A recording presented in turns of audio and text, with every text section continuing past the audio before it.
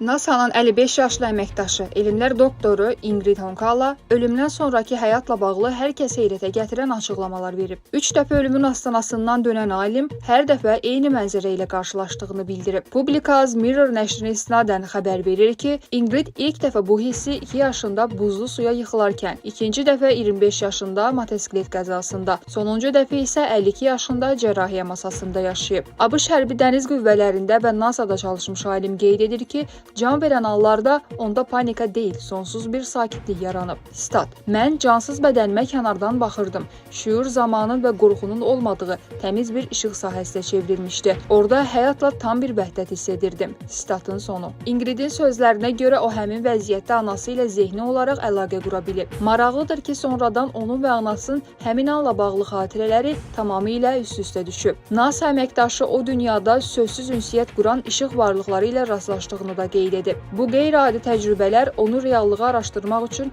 elm sahəsinə yönəldib. Ingrid əmindir ki, elm və mədəniyyət bir-birinə zidd deyil. Şüur isə bədən öldükdən sonra da mövcud olmağa davam edir. Alim artıq ölümdən qorxmadığını və bunu reallığın daha dərin qatına keçid adlandırdığını bildirib.